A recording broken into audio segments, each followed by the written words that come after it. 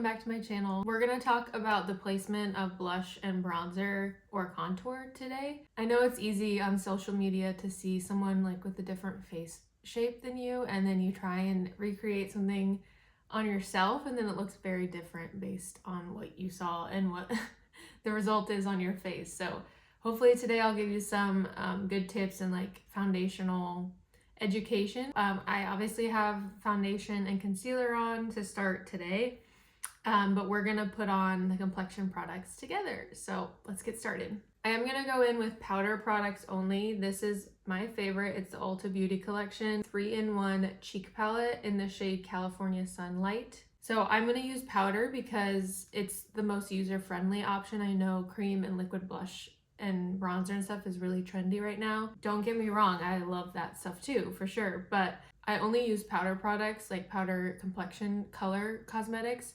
in my makeup kit. If you prep the skin right and then use the right setting spray, it can look very natural as well. And if you're a beginner, I'm assuming you're the one watching this video, so if you're learning, I would definitely start with powder. It's easier to control and will make your life easier.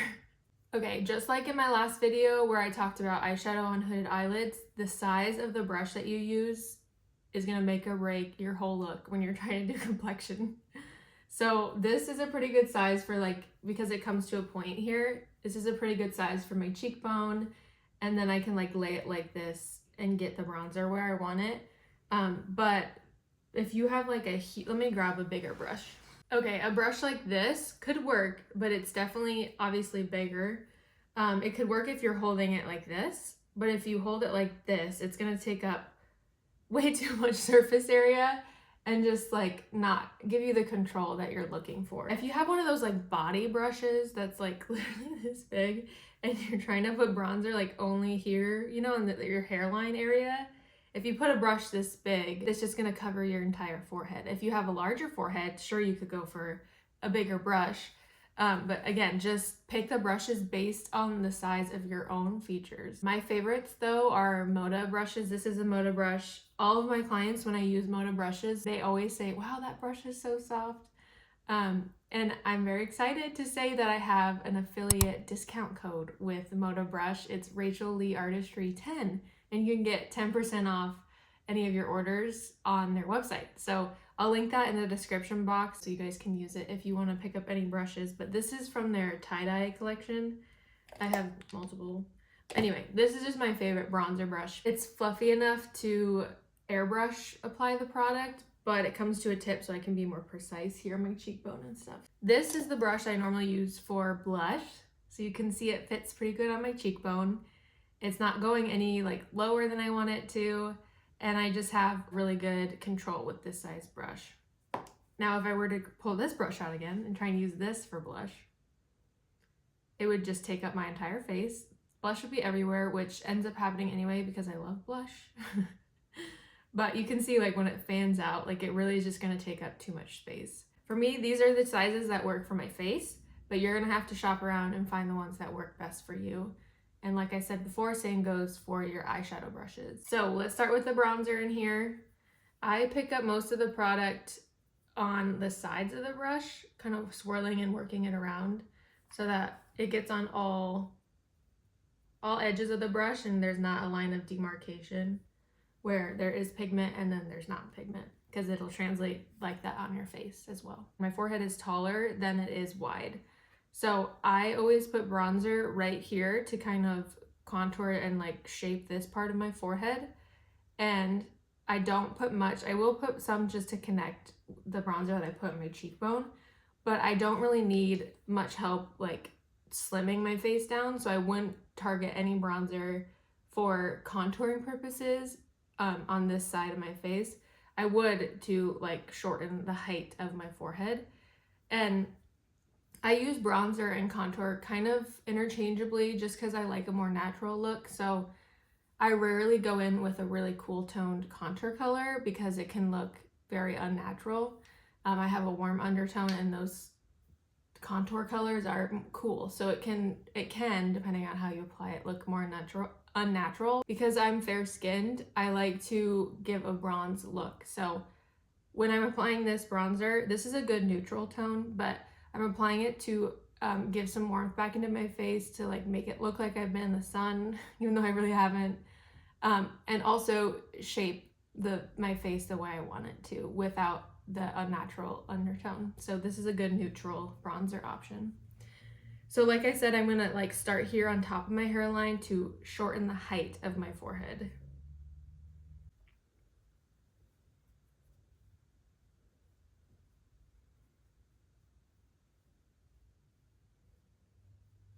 You can see there that there is way more dimension on this side. I put foundation all over my face, which means that my natural features and the natural dimension of my face is now blanked out or canceled out because I put one shade all over my face. So here I'm putting back the natural dimension in my face again, and you can see how much smaller or shorter, I guess, my forehead looks on this side as compared to this side with no bronzer. And let's go back in on this side. Okay, now I would move on to my cheekbone. On some people, you can distinctly see a cheekbone without putting any contour or bronzer there to enhance that feature. But a good way, if you can't see it like just naturally, you can do like the fish face, where you go like this. And then you kind of follow the line. And most of the time it's the top of your ear here. And you kind of follow it top of the ear to the corner of your mouth. You can also take a flashlight and hold it over top of your face, and then you can see the line right here. This right here is where my cheekbone comes out the most, and then it starts to go in down here. So I'm gonna focus the bronzer only on this line and above. I'm not going any further than that line. If I go further than that contour line, it's gonna drag my face down, like pull my face down and kind of make me look more tired than I am and not give me any sort of lift. If you see people that, you know, take their bronzer a bit too low, it can also make your face look kind of muddy, like not dirty, but kind of dirty. It's just basically that the bronzer has gotten too far out of the lines. You've colored too far out of the lines. For the cheekbone, again, I'm gonna take the product, but this time I'm gonna focus it only on the tip of the brush. And then again, I'm gonna place it right on that line. You can also feel it. You can feel where it starts to go down. So you're gonna put it right on that line and above. So I start like that. You can do some like stamping, tapping motions. And then once the product is placed, then you can start buffing and swirling and moving upward. And then also it's gonna depend on your face shape. I would not take your bronzer any further than like the outside part of the color of your eye. Is that your iris? If you do, again, it's gonna kind of close your face in. It's gonna take away some of that like natural highlight. Obviously our goal here is to bring the dimension back into our face. I forgot to mention this on my forehead too, but you can see that I didn't take the bronzer all the way like in between my eyebrows here. There is still some of my natural skin tone color peeking through the foundation color, essentially peeking through. That shade is lighter. It's gonna bring light to that area of your face and like pull it forward. So again, not going any further than that line. I'm kind of working up onto the cheekbone itself. And then I don't go past the outside part of my eye. And then I will, because it looks unnatural to me, I think, when there's bronzer here and bronzer here, but there's no bronzer there. There's like that white space. I always just go in with what's remaining on my brush and like kind of fill in that line there. Same thing on this side.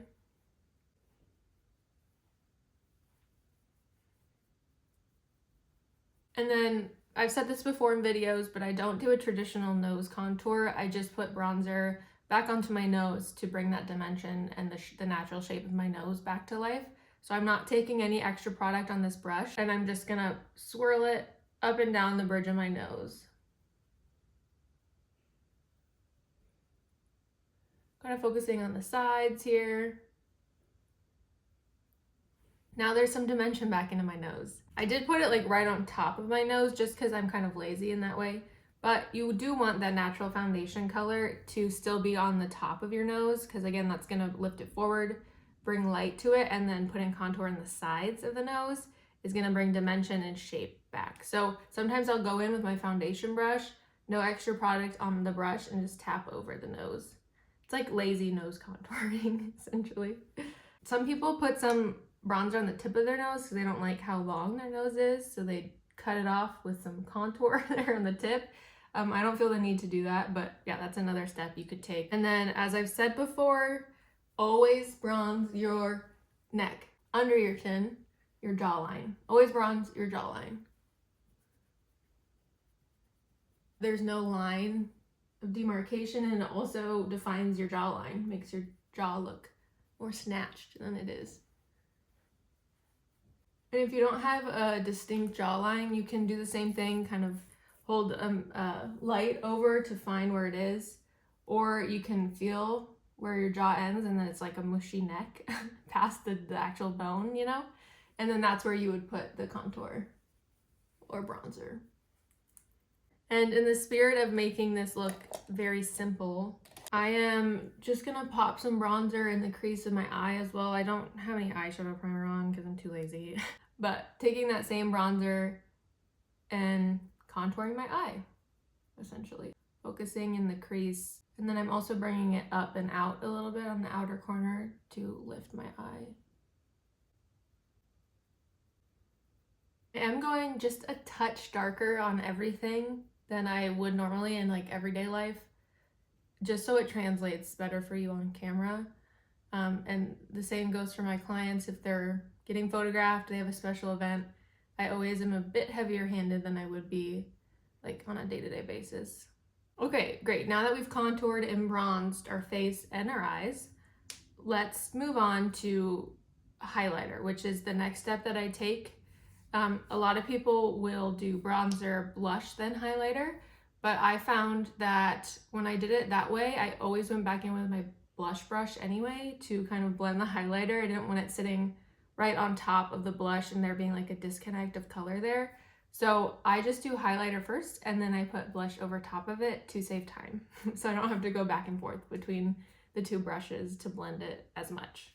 So let's go in with this highlighter. This is very similar to, I just made this connection recently because I repurchased the Essence Pure Nude highlighter and I was reminded of how great it is, but it's very similar to this highlighter in here because they're both baked products, obviously, but the tone, the shade, everything is very, very similar. My favorite highlighting brush is the Moda Highlight and Glow.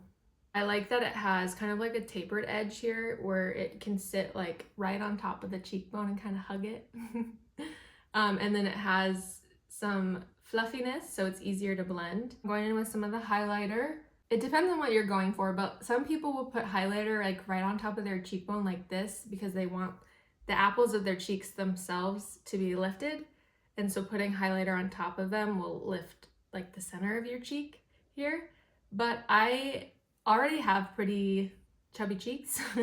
So I actually like to focus the highlighter further back on my cheekbone here, kind of right in like the C shape here. Is that C to you? It's a backwards C to you. This side would be C, right? For you.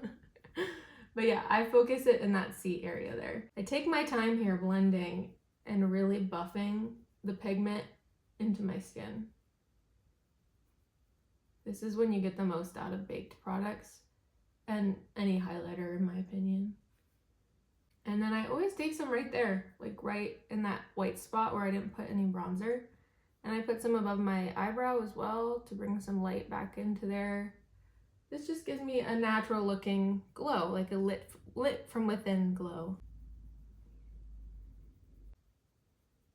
And then I will put highlighter on my Cupid's bow here. Again, if you put highlighter or a lighter color anywhere on your face, it's gonna pull the attention of that spot forward. So it's gonna, in theory, make my lips look bigger there and more plump.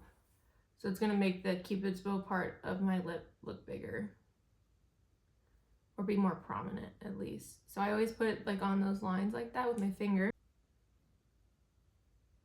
And then I just blend like that with the brush. And it's easy peasy. All right, last step is blush. Again, I use a good shape for my cheekbone here. There are probably mixed opinions on blush. I love blush, so I tend to kind of go over everything that I just did with blush, But some people will keep the blush concentrated in the sandwich in between where we just put that highlighter and where we put the contour bronzer, and they'll keep the blush like only in this line kind of.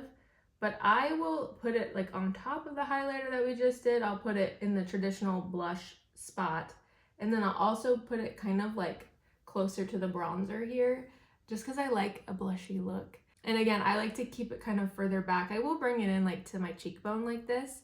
Some people will only put blush on their cheekbone right here and they won't drag it like as far back here as I will. But it's just your like personal preference. I will say if you're wanting your face like, you know, with your eyes, if you take some eyeshadow and lift it up and out kind of, it's gonna give a natural looking lift to your eyes. Same goes for the blush here. If we reserve the blush for only here and back, it's gonna create a natural lift to my cheeks. I tend to think that putting blush on the cheekbone itself is more natural and like innocent looking, cute looking, youthful looking, I guess. So you can do whatever you want. I'll show you, I guess, both sides. Let's see. I'll do this side and reserve it only to here and up.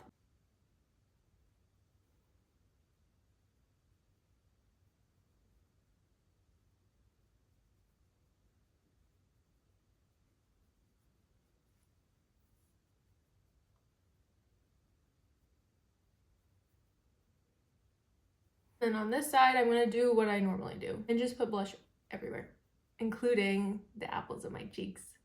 If you need to find the apple of your cheek, smile, and it's just like that round spot on your cheek. Not wanting to drag your face down at all, you can tilt your brush up vertically and reserve blush only for like the top of your cheek and not bring it any further down like on this part of your cheek. A lot of people, especially because blush is so trendy right now, will take blush all the way to like this area, like into their nose and like on this smile line area here, which just takes away all of the dimension that you just did, like all that work that you just did. It'll take away like the natural foundation tone that is right there, and it'll kind of drag your cheekbone down because it looks like the blush is going all the way like close to your mouth almost.